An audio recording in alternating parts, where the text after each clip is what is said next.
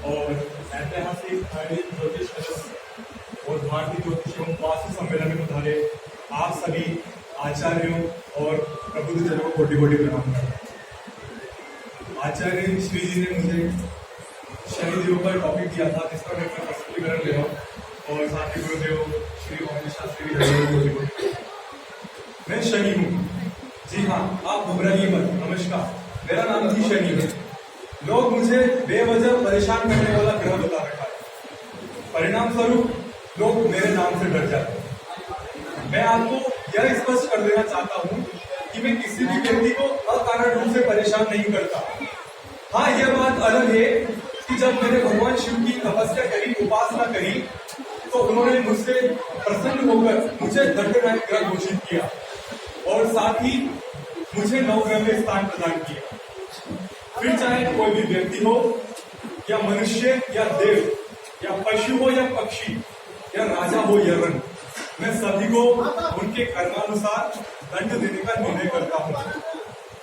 फिर चाहे व्यक्ति के ये कर्म इस जन्म के हो या पूर्व जन्म के, मैं उन्हें एक प्रतिबद्ध निर्णय देता हूँ।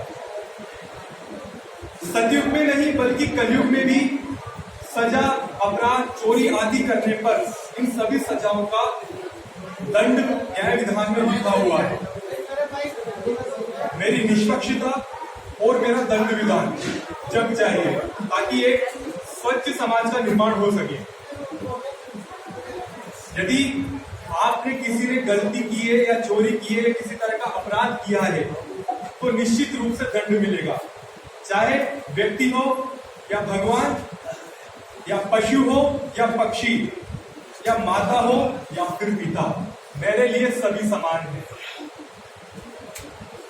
एक बार जब मेरे पिता सूर्यदेव ने माता छाया को प्रताड़ित किया, तो मैंने उनका घोर विरोध किया और उन्हें क्षति भी पहुंचे। उसके बाद से उन्होंने मुझे कुदृष्टि से व्यवहार किया और आज तक शत्रु तुल्य दृष्टि से मुझे देखते हैं।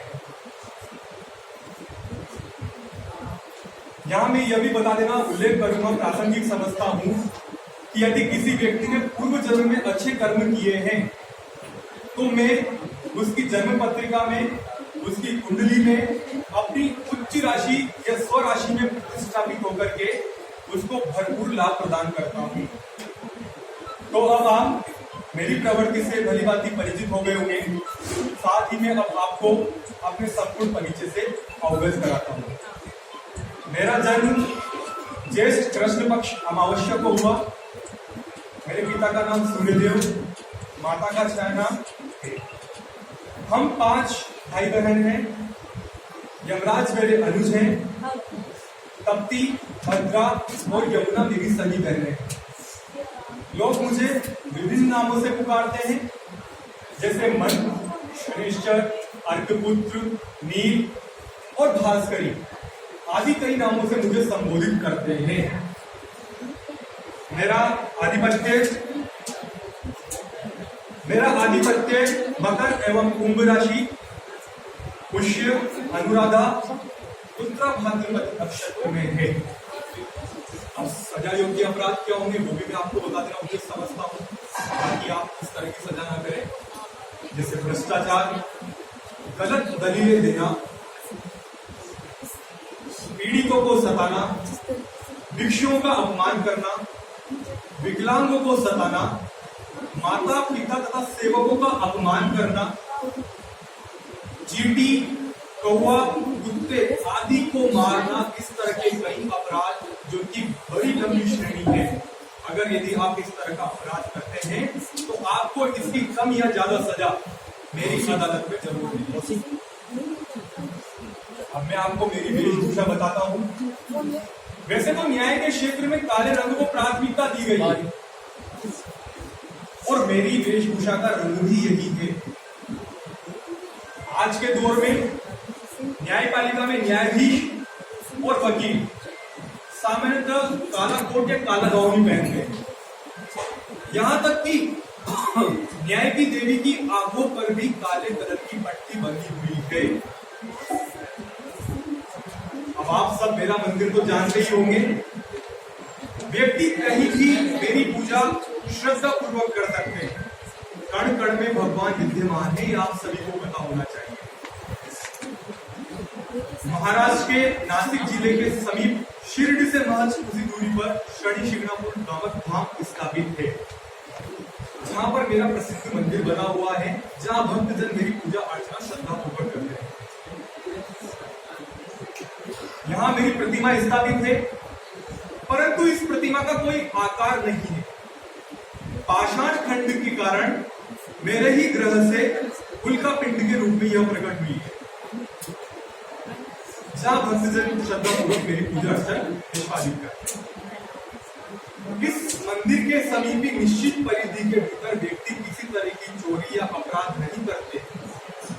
यदि भूलवश किसी ने कर भी ली तो उसका दंड इतना मिलता है कि 7 पीढ़ियां तक नहीं भूल पाती। यहाँ के व्यक्ति अपने घर तथा दुकान पर ताला तक नहीं लगाते हैं। अरे ताला तो दूर, घरों के गेट और खिड़कियां तक नहीं होती है। और खिड़कियां नहीं होती है क्योंकि यहाँ आने वाले व्यक्तियों को और रहने वाले व्यक्तियों को मुझ पर पूर्ण विश्वास होता है, और साथ ही में उनकी सुरक्षा भी भरपूर करता हूं। मेरी दशा में व्यक्ति किस तरह का कष्ट उठाते हैं, यह पौराणिक संदर्भों से भलीभांति ज्ञात होता है। रावण की दुर्गति 6 शास्त्र 18 ग्रंथों में निपुण प्रचंड विद्वान रावण, जो कि तीनों लोक में जिसका डंका बजा करता था, एक बार उसने भी मुझे आक्रमण करना चाहा। भगवान शिव से प्राप्त त्रिशूल से उसने मेरा आक्रमण किया और मुझे उसने अपने बंदी गृह में उल्टा लटका दिया। जब लंका विध्वंस करके प्रभु हनुमान जी महाराज जब वहां से निकल रहे थे, तो उन्होंने मुझे देखा और मुझे इस बंदी गृह से छुटकारा दिलाया। फिर मैंने प्रभु हनुमान जी से उनके सेवा योग्य कार्य पूछा, तो उन्होंने बस मुझसे एक ही बात कही कि आप मेरे भक्तों को किसी भी तरह का कष्ट नहीं पहुंचाएंगे। मैंने इस कार्य के लिए तुरंत हामी भरी। फिर इसके बाद जब राम रावण का युद्ध हुआ, तो मैंने रावण को सपरिवार कुदृष्टि से देखते हुए उसके परिवार का अंत किया, और जब प्रभु श्री राम के अंत में इस युद्ध में विजय हुए। बोलो प्रभु श्री राम की जय। राजा विक्रमादित्य, हरिश्चंद्र राजा, जिनके कई ऐसे बड़े बड़े नाम हैं जिन पर भी कुदृष्टि का प्रभाव पड़ा, अर्थात मेरी दशा में उन्हें क्या प्रसिद्ध रहने पड़े। राजा हरिश्चंद्र देखिए, मेरी दशा में उन्हें परिवार से भटक चुके थे, दर दर की ठोकरें खानी पड़ी थी, और शमशान में जाकर उनको नौकरी करनी पड़ी। इस तरीके से कई ऐसे बड़े बड़े उदाहरण हैं जिन्होंने मेरी दशा में कष्ट उठाए। सपोज माना कि आप यदि इन कष्टों से छुटकारा पाना चाहते हैं, सुरक्षित होना चाहते हैं, तो कुछ छोटे छोटे उपाय हैं जिनकी सहायता से आप इनसे मुक्ति पा सकते हैं। जैसे हनुमत उपासना, शनि अष्टकम, पीपल के वृक्ष का पूजन करना, श्री शनि चालीसा आदि कई ऐसे उपाय हैं जिनकी सहायता से आप इन बड़े बड़े कष्टों से मुक्ति पा सकते हैं। 30 वर्षों में मैं संपूर्ण राशियों का भ्रमण कर लेता हूँ, और व्यक्ति मेरी 7.5 से 30 वर्षों के बाद ही प्रभावित होता है। कुछ अपवादों को छोड़ दे तो व्यक्ति अपने जीवन में 3 बार 7.5 से साक्षात्कार करता है।